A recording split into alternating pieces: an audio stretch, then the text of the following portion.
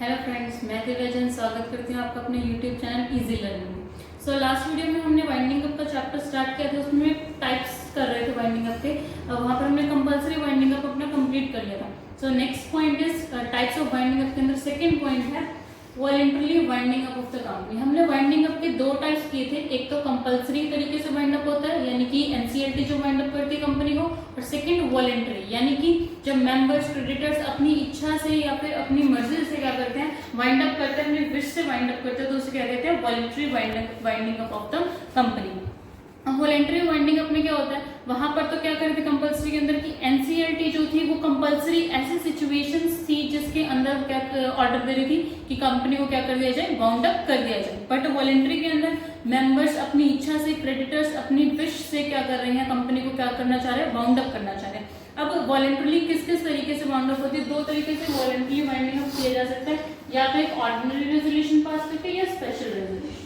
ठीक है, ऑर्डिनरी और स्पेशल रेजोल्यूशन के बारे में हमने पढ़ा है, या तो ऑर्डिनरी पास करके या स्पेशल रेजोल्यूशन पास करके। अब ऑर्डिनरी रेजोल्यूशन कब पास किया जाएगा, जब आर्टिकल्स के अंदर, किसके अंदर, हमारे एओए आर्टिकल ऑफ एसोसिएशंस के अंदर मेंशन होगा कि एक फिक्स टाइम पीरियड है, मान लो 5 साल, मान लो 5 इयर्स का टाइम पीरियड फिक्स है कि 5 साल के बाद जो वो कंपनी क्या हो जाएगी, वाउंड अप हो जाएगी। तो अगर आर्टिकल्स के अंदर टाइम ड्यूरेशन फिक्स्ड है, 5 साल होते ही कंपनी क्या हो जाएगी, वाउंड अप हो जाएगी। सिर्फ एक ऑर्डिनरी रेजोल्यूशन पास करके कंपनी को क्या किया जा सकता है, वाउंड अप किया जा सकता है। ठीक है, ड्यूरेशन हो कि आर्टिकल के अंदर ड्यूरेशन मेंशन किया गया है कि इतने ड्यूरेशन के बाद कंपनी क्या हो जाएगी, वाउंड अप हो जाएगी, तो उस टाइम पर मेंबर्स क्या कर सकते हैं, एक ऑर्डिनरी रेजोल्यूशन पास करके कंपनी को वाउंड अप कर सकते हैं। और सेकंड पॉइंट, या फिर स्पेशल रेजोल्यूशन पास करके। स्पेशल रेजोल्यूशन के अंदर आर्टिकल्स इसे प्रिवेंट नहीं करता। प्रिवेंशन का क्या मतलब है कि अगर आर्टिकल्स में मेंशन नहीं भी है कि इतने टाइम के बाद हो गया, ये इवेंट होगा तभी वाइंडिंग अप होगी और ये इवेंट होगा तब वाइंडिंग अप नहीं होगी, कुछ भी मेंशन नहीं है, यानी कि आर्टिकल के अकॉर्डिंग स्पेशल रेजोल्यूशन काम नहीं करेगा। आर्टिकल से बाहर जाकर भी एक स्पेशल रेजोल्यूशन पास कर सकते हैं जिसमें कितने मेंबर्स की कंसेंट होगी, 3/4 मेंबर्स की कंसेंट लेकर कंपनी को क्या जा सकता है, वाइंड अप किया जा सकता है, वॉलंटरी वाइंड अप। ठीक है, तो दो तरीके से वाइंडिंग अप किया जा सकता है, एक तो ऑर्डिनरी रेजोल्यूशन पास करके। ऑर्डिनरी कब पास होगा, सिर्फ जब आर्टिकल में मेंशन होगा कि इतना टाइम पीरियड हो या फिर कोई ऐसा इवेंट अगर अकर होगा, तब कंपनी क्या कर सकती है, वाउंड अप कर सकते हैं by passing ordinary resolution. Special resolution कभी भी किया जा सकता है as the will of the members, जिस तरह से मेंबर्स चाहें तब ही मेंबर्स क्या कर सकते हैं, स्पेशल रेजोल्यूशन पास कर सकते हैं। यहाँ पर आर्टिकल्स का कोई भी लेना देना नहीं है। ठीक है, तो दो तरह से ऑर्डिनरी और स्पेशल से कंपनी को क्या किया जा सकता है, वाइंडिंग अप किया जा सकता है। ठीक है, और साथ में हाँ, अगर जब भी स्पेशल रेजोल्यूशन कंपनी पास करिए तो वहां पर 14 डेज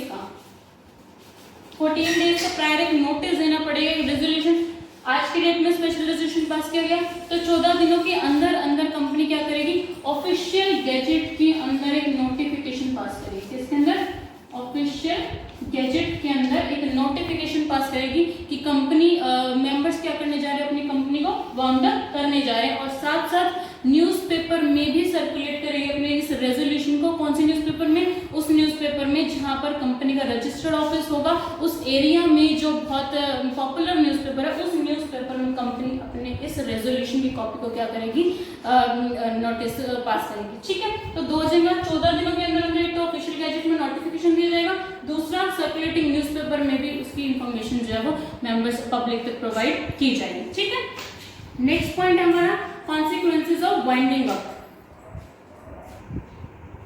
सो नेक्स्ट पॉइंट क्या है, consequences of winding up of the companies. Winding up की कॉन्सिक्वेंसेस क्या है, दैट मींस इफेक्ट क्या है voluntary winding up of the company. This are the consequences of voluntary winding up of the company. First point is effect on status of the company. अब चूंकि हमने बात compulsory में भी की थी कि कंपनी के स्टेटस पर क्या इफेक्ट पड़ेगा। अच्छा, हमने बात की थी कि डिसोल्यूशन और वाइंडिंग अप दो चीजें होती हैं। डिसोल्यूशन वो जब कंपनी खत्म हो जाती है, दैट मींस कंपनी के रजिस्टर में से, कंपनी के रजिस्ट्रार ऑफ द कंपनी में से कंपनी का नेम क्या हो जाता है, हट जाता है, वो होता है डिसोल्यूशन। और वाइंडिंग अप इसका एक क्या है, सिर्फ प्रोसीजर है, ये हमने बात की थी। ठीक है, तो कंपनी का स्टेटस कब तक इफेक्ट में रहेगा, जब तक कंपनी डिसॉल्व नहीं हो जाती। ये बात ध्यान रखना, इफेक्ट क्या रहेगा स्टेटस पर, कंपनी के स्टेटस जो है वो एज इट इज बना रहेगा, यानी कि जब तक कंपनी डिसॉल्व नहीं हो जाती तब तक कंपनी का स्टेटस बना रहेगा। बट बट कंपनी अपने लिक्विडेशन प्रोसेस के अलावा कोई और एक्टिविटी परफॉर्म नहीं कर सकती। दैट मीन्स कोई और कॉन्ट्रैक्ट कंपनी कंडक्ट नहीं कर सकती, क्योंकि कंपनी किस में चली गई है, वाइंडिंग अप में चली गई। ये किस में होगा, सिर्फ वॉलंटरी के केस में।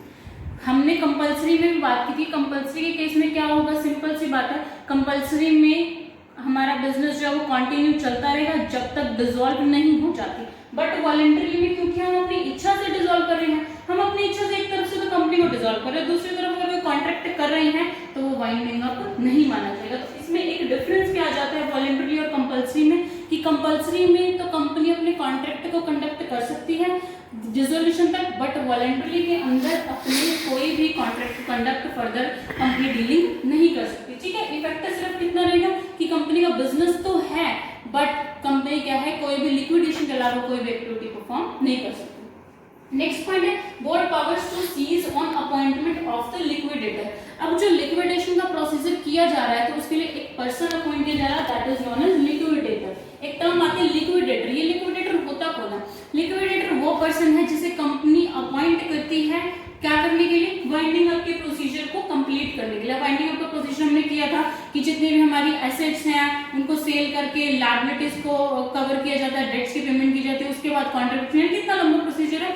तो उस प्रोसीजर को कंडक्ट करने के लिए किसे अपॉइंट किया जा रहा है, लिक्विडेटर को। ठीक है, लिक्विडेटर एनसीएलटी कंपल्सरी के केस में एनसीएलटी अपॉइंट करती है, वॉलंटरी के केस में मेंबर्स भी अपॉइंट कर सकते हैं। In case of members voluntary winding up ये हम आगे करेंगे, and in case of creditors voluntary winding up creditor appoint कर सकते हैं। ठीक है, एक पर्सन अपॉइंट किया जाता है लिक्विडेटर। अब यहाँ पर बोर्ड की पावर्स खत्म हो जाती है on the appointment of the liquidator. Cease का मतलब खत्म हो जाना। जैसे ही लिक्विडेटर अपॉइंट हुआ, अब जो बोर्ड ऑफ डायरेक्टर्स है उनका सारा का सारा कंट्रोल कंपनी पे से क्या हो जाएगा, खत्म हो जाएगा। ठीक है, जैसे ही लिक्विडेटर कंपनी में आया वाइंडिंग अप के प्रोसीजर को करने के लिए, उसी के साथ साथ बोर्ड की पावर यानी कि बोर्ड ऑफ डायरेक्टर्स का जो पूरा का पूरा कंट्रोल था कंपनी के ऊपर, वो सारा क्या हो जाएगा, खत्म हो जाएगा। Next point, notice of discharge of the officers. अब ऑफिसर्स को अपने डिस्चार्ज का नोटिस देना पड़ेगा या दिया जाता है। देखो, अगर यहाँ पर ऑफिसर्स का टर्मिनेशन पीरियड खत्म हो जाए, यानी कि मान लो अगर किसी ऑफिसर को 3 इयर्स के लिए अपॉइंट किया गया, ठीक है, और उस 3 साल से पहले ही कंपनी क्या हो रही है, बंद की जा रही है, और फिर उसको क्या किया जा रहा है, डिस्चार्ज किया जा रहा है, तो अपने वो रिमेनिंग टाइम पीरियड के लिए क्या कर सकता है, क्लेम कर सकता है। यानी कि जितना भी उसका अमाउंट बनता है, सैलरी बनती है, जितना भी उसका प्रॉफिट बनता है, वो सारे के सारे प्रॉफिट के लिए वो ऑफिसर क्या कर सकता है, क्लेम कर सकता है। बट किस कंडीशन में, जब उसका टर्मिनेशन जो है वो टाइम पीरियड से पहले किया जा रहा है। बट यहाँ पर भी 2 केसेस आ जाएंगे हमारे पास, कि अगर तो कंपनी वाइंडिंग अप हो रही है और इसका टर्मिनेशन पीरियड अभी खत्म नहीं हुआ, तब तो क्लेम कर सकता है। बट अगर कंपनी वाइंडिंग अप होने की बजाय रिकंस्ट्रक्ट हो रही है या फिर अमलगमेट हो रही है, रिकंस्ट्रक्शन और अमलगमेशन में दैट मींस कंपनी कंटिन्यू है, कंपनी तो वाइंडिंग अप हो ही रही, किसी के साथ रिकंस्ट्रक्ट हो रही है या अमलगमेट हो रही है, उस केस में ये ऑफिसर अगर छोड़कर जाना चाहे तो जा सकता है। बट ये अपने रिमेनिंग टाइम पीरियड के लिए किसी भी तरह का क्लेम कंपनी से फाइल नहीं कर सकता। क्लियर हो गई ये बात, कि यहाँ पर नोटिस डिस्चार्ज का दिया जाता है ऑफिसर को, अगर उसका टाइम पीरियड खत्म हो गया है, तब तो कोई बात ही नहीं है। अगर खत्म नहीं हुआ और कंपनी वाइंडिंग अप हो रही है, उस केस में अपने बाकी के टाइम पीरियड के लिए क्या कर सकता है, क्लेम कर सकता है। बट इन दैट सिचुएशन की कंपनी वाइंडिंग अप होनी चाहिए। अगर कंपनी रिकंस्ट्रक्शन या अमलगमेशन में जाए तब ये अपनी किसी भी अमाउंट के लिए क्लेम फाइल नहीं कर सकती। ठीक है, नेक्स्ट पॉइंट है fourth, stay of action. Stay of action voluntary winding up है, क्योंकि मेंबर्स अपनी इच्छा से वाइंड अप कर रहे हैं, तो किसी भी तरह का एक्शन यहाँ पर नहीं लिया जाएगा। बट यहाँ पर एक्शन कौन पार्टी ले सकती है, एनसीएलटी।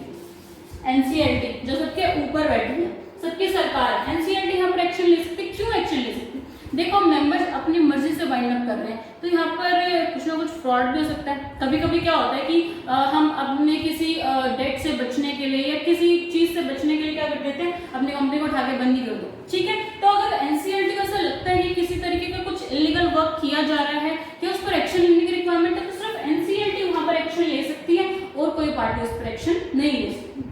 नेक्स्ट है distribution of the profits. Profits के डिस्ट्रीब्यूशन की बात वाइंडिंग अप के प्रोसीजर में आती है कि जब भी कंपनी वाइंड अप होने जा रही है, या तो कंपल्सरी हो चाहे वॉलंटरी हो, सबसे पहले क्या किया जाता है, टैक्स की पेमेंट करने के बाद जितना प्रॉफिट रिमेनिंग रहता है वो किसमें डिस्ट्रीब्यूट डिस्ट्रीब्यूट किया जाता है शेयर होल्डर्स में इक्वली या फिर उनके प्रोपोर्शन की रेशियो में क्या कर दिया जाता है, डिस्ट्रीब्यूट कर दिया जाता है। ठीक है, नेक्स्ट है नोटिफिकेशन ऑफ द लिक्विडेशन।